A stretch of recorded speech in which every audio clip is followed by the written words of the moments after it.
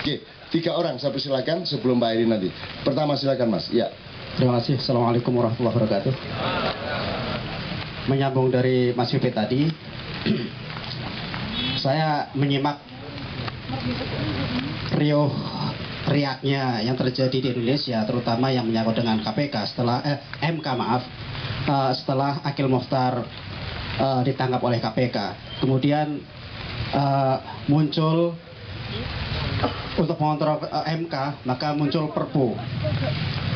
Saya melihat sebagai orang awam, saya melihat kejanggalan-kejanggalan yang terjadi di sini. Bagaimana mungkin MK yang mengawasi pemerintah, MK yang bisa menganulir produk-produk dari DPR, bahkan juga Presiden, tetapi diatur oleh bukan undang-undang, tetapi diatur oleh Perpu. Dan anehnya lagi, saya melihat para pakar tata negara di negara kita juga mengamini itu. Pertanyaan saya pada Mas Ipit, apakah hal tersebut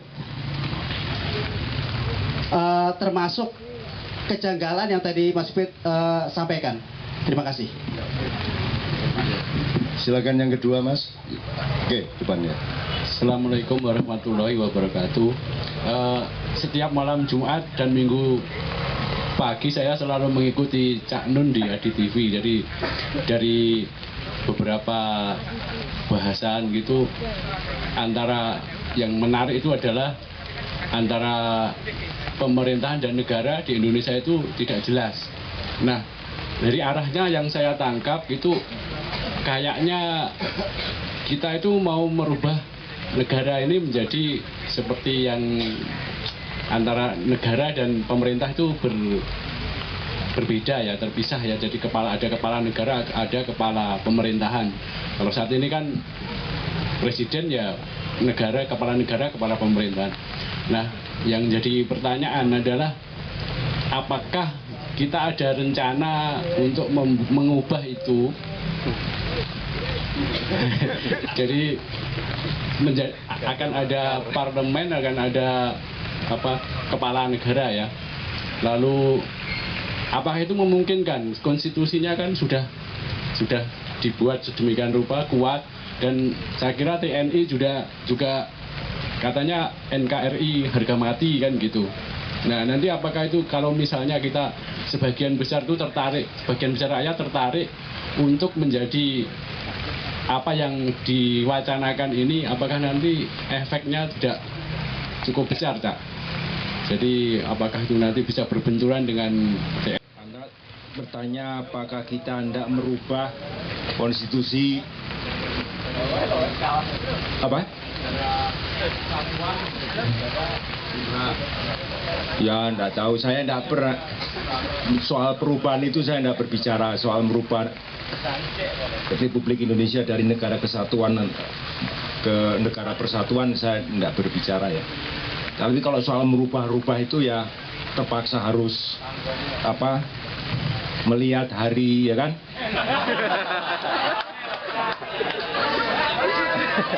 Melihat hari, ya kan?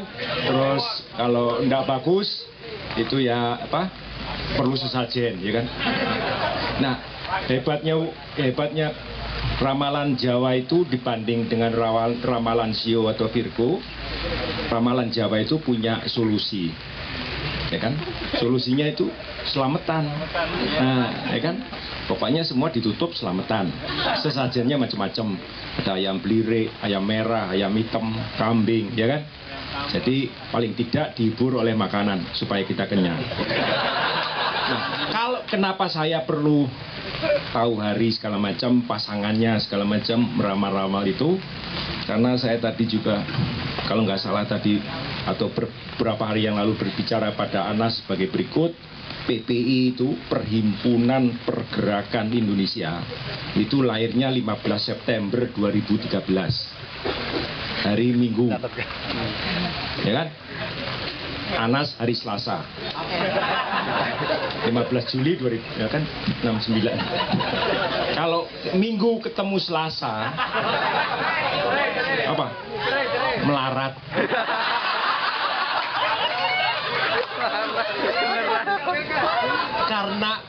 Karena melarat, makanya yang organisasinya Anas itu hanya bisa disebut pergerakan. Hanya orang melarat saja yang bisa pergerakan, ya kan? Celaka-celakanya bergerak-gerak, ya kan? Paling top. Jadi saya katakan, ya kan, semua harus lihat pasangannya. Kalau Anda tanya apa perubahan segala macam, 2 tahun yang lalu entah gimana saya ketemu sama beberapa jenderal ngajak saya untuk melakukan kudeta terbatas. Waduh, kudeta terbatas ya kan? Katanya begini, Pak Pipit, kudeta terbatas, kalau 5 tahun beres kita turun, 10 tahun enggak beres 10 tahun. Kalau udah beres turun. Terus mereka bilang, kalau perlu kami akan mengadopsi konsep birokrasinya Pak Pipit, bilang gitu. Saya ditanya bagaimana pendapat saya. Saya bilang, wah saya dari zaman Pak Harto dulu saya melawan militerisme. Sekarang ditanya oleh Anda yang jenderal, saya masih bingung. Saya harus cari wangsit dulu lah. Ya kan? Nggak tahu kan, kok ada aja kan kudeta, karena mereka sudah empat lihat keadaan di Indonesia. Tapi yang namanya perubahan itu memang dikehendaki oleh SBY Kabinet 1 2004-2009. Oleh karena itu turun namanya, saya kebetulan diajak untuk sosialisasi atau merancang itu adalah RUU Administrasi Pemerintahan yang di Prolegnas waktu itu nomor 36. Tapi ketika 2010 dia melorot jadi nomor 63. Ada sekarang di DPR. Nah, kemudian Pak Iko Prasojo sebagai Wamen itu juga meluncurkan RUU ASN, Aparat Sipil Negara. Jadi 2 RUU ini sebetulnya hendak mencoba memisahkan antara negara dan pemerintah. 2 RUU ini. Cuman sekarang gantung di DPR. Bahkan kalau tidak salah ASN itu yang melawan eksekutif. Pemerintah tidak mau. Sekarang masih tergantung-gantung. Nah, apa yang membuat RUU ASN itu revolusioner adalah berbeda dengan undang-undang PNS yang sekarang. Undang-undang PNS Indonesia itu mengatakan bahwa pegawai negeri Indonesia harus taat setia kepada Pancasila, Undang-Undang Dasar, semuanya, plus harus taat setia pada pemerintah. Kalau di Jerman, pegawai publik maupun PNS hanya taat setia kepada negara. Nah, itu membedakan. Dan sebagai ekspresi bahwa kami itu bukan pegawai pemerintah, istilahnya, kami memiliki hak dan kewajiban remonstrasi. Remonstrasi itu saya pernah menulis di jurnal ilmu pemerintahan, oleh mereka diganti demonstrasi. Saya bilang itu remonstrasi. Istilah ini tidak dikenal di Indonesia. Remonstrasi itu adalah kewajiban dan hak menyanggah, keharusan menyanggah seorang pegawai negeri, sipil atau pegawai publik terhadap perintah pemerintah atau atasan yang jelas-jelas melanggar undang-undang. Jadi kalau kami tidak melakukan, maka kami yang terkena sanksi. Misalnya pemerintah bilang, tolong itu bagikan branbir ke daerah-daerah seperti kasus Ontario. Itu kasus itu tidak akan terjadi di negeri-negeri di Jerman segala macam. Jadi remonstrasi itu kewajiban kami menyanggah. Kalau enggak, kami yang mendapat celaka. Nah, karena pegawai negeri itu di Indonesia adalah pegawai pemerintah istilahnya, maka di Indonesia muncul banyak istilah yang aneh-aneh. Misalnya Sarlito nulis Polri adalah instansi pemerintah, Bank Mandiri adalah bank pemerintah, Pertamina adalah perusahaan pemerintah, kalau lihat logo-logonya itu. Nah, ini semuanya di Indonesia itu pemerintah. Ini yang membuat rancu. Karena itu usaha Menpan untuk merubah itu, maksudnya ini semua jadi negara. Soal Perpu, saya tidak tahu, itu kan tergantung setiap negara bagaimana mengatur konstitusinya. Nah, di Jerman sih atau di Eropa atau di Amerika Serikat pun tidak dikenal kayak Perpu. Yang ada paling top dekret kalau keadaan memaksa. Tapi memang satu keanehan, MK diatur oleh kepala negara dan kepala pemerintahan seperti di Indonesia. Dalam hal ini saya tidak bisa menjawab memuaskan, karena saya katakan itu adalah tergantung konstitusi kita ini gimana. Memang di Indonesia banyak sekali kerancuan, sehingga ada semacam ketidakpercayaan terhadap lembaga kejaksaan misalnya, sehingga harus dibangun KPK, ya kan? Tidak percaya kepada lembaga Kementerian Dalam Negeri, bangun KPU segala macam. Kalau di kebanyakan negara yang sudah maju kayak KPU, KPK itu tidak ada. Semuanya yudikatif ya, kejaksaan urusan. Polisi turun sendiri, misalnya kasus Presiden Jerman yang diduga melakukan korupsi, itu kejaksaan turun sendiri. Tapi kalau pejabat publik sudah diduga, biasanya lengser dengan sendirinya, tidak ngotot nempel di dalam jabatannya, kan? Terus kalau misalnya undang-undang PNS kita memang membuat celaka PNS untuk taat setia pada pemerintah, itu adalah undang-undang PNS kalau nggak salah tahun 78, bikinan Orde Baru, yang sampai sekarang dianggap lumrah. Pegawai negeri adalah pegawai pemerintah. Kalau Anda bandingkan dengan Undang-Undang PNS 61, beda. Yang tahun 61 masih taat pada ideologi negara, tidak ada nyebut pemerintah. Kalau melihat misalnya hubungan antara pegawai negeri dengan lembaga-lembaga negara tahun 50-an, itu juga ada pemisahan. Sebagai contoh, di dalam sekjen DPR yang ada sekarang sebagai aparat pemerintah, itu tidak dikenal tahun 50-an. Waktu itu, seperti halnya di Jerman juga, kalau yang angkat PNS di dalam DPR, ya urusannya DPR. Bukan pemerintah yang angkat, DPR. Di dalam lembaga yudikatif juga DPR. PNS-nya diangkat oleh mereka, bukan pemerintah. Kalau di sini kan semua pemerintah yang angkat, loyalitasnya kepada pemerintah. Tapi tahun 50-an tidak begitu. Pegawai negeri DPR waktu itu boleh mengangkat PNS, kecuali eselon 1, eselon 2 kalau tidak salah. Itu hanya presiden. Jadi kalau dikatakan kita mau meniru barat atau mana, itu tidak benar juga. Artinya kalau ini ada perubahan, maksudnya adalah kembali seperti yang tahun 50-an atau 60-an. Karena waktu itu dikenal.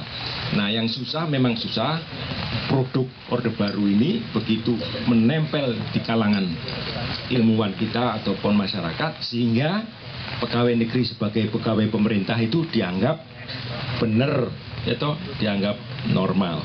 Saya kira sudah terjawab semua ya, atau enggak? Karena setahu saya jawab kan 10 menit kan. Pas banget. Yang merasa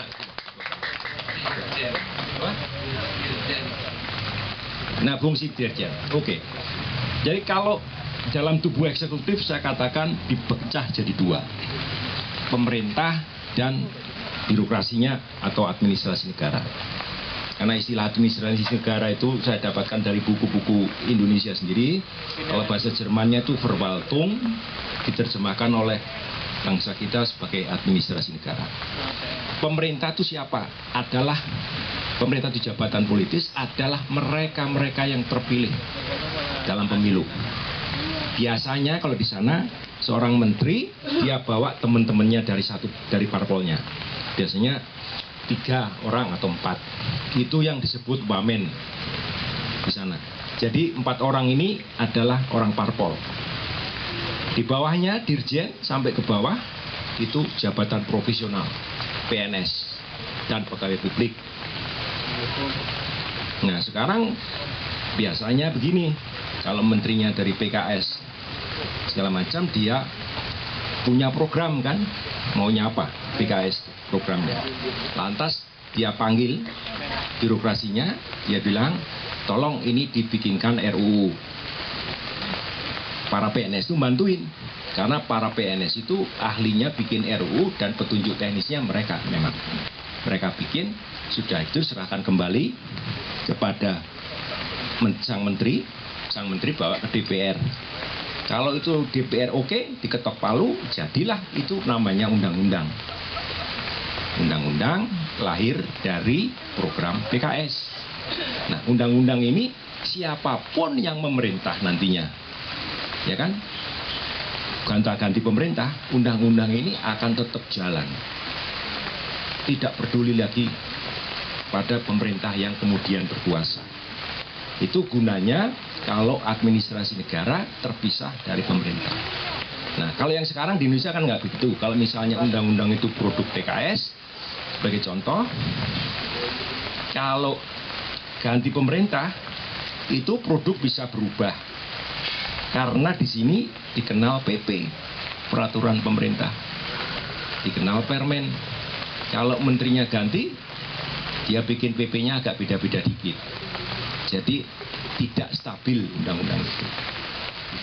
Mohon paham ya. Ya, kalau sudah paham ya. Apa? Satu.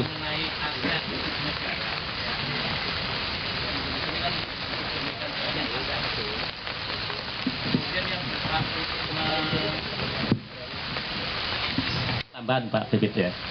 Di Indonesia ini cukup banyak, luar biasa mengenai aset negara Pak Bibit. Dan ini terus terang kalau kita lihat ini menjadi permasalahan-permasalahan yang pelik kalau di daerah-daerah. Itu yang kalau di Jerman mungkin saya bisa diberi penjelasan. Itu yang menguasai aset negara itu apakah administrasi negara atau pemerintah ya, termasuk yang berhak menjual. Karena salah satu contoh di kita misalnya kalau kita lihat mungkin nggak tahu itu wilayahnya Kang Aher atau wilayahnya Banten ya, di situ-situ di daerah Ciputat atau di daerah Depok itu sudah banyak situ-situ yang sebenarnya situ-situ kan aset negara, ini salah satunya, tapi berpindah tangan menjadi milik developer dan sebagainya ya kan, menjadi perumahan dan sebagainya, akhirnya termasuklah kita kena banjir karena ini kebetulan musim penghujan. Nah kalau di Jerman itu aset-aset itu yang mengelola siapa, kalau seandainya dijual itu yang berhak menjual itu siapa? Terima kasih Pak. Saya mengambil contoh yang gampang itu di rumah, di apartemen saya lah. Cak Nun pernah tinggal di situ. Itu kan modelnya kotak gini. Jadi kotak gini, di belakang ini kosong. Jalan besar depan. Itu ada rencana, ini aset negara ya. Ada rencana membangun apartemen di situ. Nah, karena aset negara ini merencanakan untuk bangun apartemen, maka ini bukan pemerintah setempat tapi administrasi negara setempat mengundang penduduk di apartemen-apartemen itu untuk berbicara apakah mereka setuju dibangun apartemen itu tidak. Jadi kami datang bilang tidak setuju kalau itu dibangun apartemen, sinar matahari tidak datang. Jadi caranya begitu. Jadi pemerintahnya siapa tidak peduli. Jadi kalau namanya aset negara yang pelihara ya tentu saja administrasi negara. Nah, kalau pemerintah hendak misalnya melakukan satu perubahan lain, dia harus membuat undang-undang yang harus disetujui oleh DPR maupun oleh legislatif untuk. Tapi saya boleh berbicara sedikit ya, tambahan ya. Jadi 10 menit yang tadi lupain. Tambahin 10 menit sedikit ya. Sedikit ya. Saya hendak memperlihatkan satu majalah guru di, nah ini misteri ini. Ini alasan kenapa kalau Anda repot DPT hilang 10,4 juta atau kemudian 7,2 juta atau sekarang 4, sekian juta. Itu kemana hilangnya DPT itu? Karena ini penjelasannya adalah 100 paranormal membentengi Bu Jokowi. Nah, satu paranormal punya jin kira-kira 100.000 gitu aja habis itu DPT. Nah, ini penting untuk dibaca. Ini kan apa? Loh, ya kan? Nah, di sini juga untuk yang legislator itu juga perlu misalnya susu pengasihan ya, kayak stelet pengasihan Jaran Goyang Niti Asmoro ya kan, supaya penampilan berpendar-pendar juga bisa dibaca sini. Harganya ada sampai 1 juta, murah bisa ya, daripada nyuapin pemilih ya kan, lebih bagus beli pelet pengasihan Jaran Goyang Niti Ya itu. Tapi itu penampilan berpendar-pendar. Tapi saya tidak menceritakan ini adalah pelajaran SMP kelas 2 di Jerman. Isinya ngitung-ngitung alokasi kursi DPR. Jadi matematik di sana diajarkan untuk memberitahukan kepada siswa-siswa Jerman kelas 2 SMP bahwa matematika ada hubungannya dengan politik. Politik itu bukan barang tabu. Politik itu adalah, kalau di Jerman istilahnya, hal-hal yang menyangkut pemerintah negara dan masyarakat dan perlu keputusan publik. Jadi saya kira untuk anda sekalian tetaplah berpolitik. Berpolitik itu tidak harus masuk partai politik. Maksudnya politik itu tanggap terhadap keadaan Indonesia, ya kan? Kalau tidak, seperti ramalan saya 200 tahun lalu, karena presidensialisme Indonesia itu mirip Amerika Latin, bisa kita 200 tahun nggak maju-maju. Nah, yang saya takut kalau saya mati, ramalan saya benar, saya mati, nanti kuburan saya dicari untuk ngalah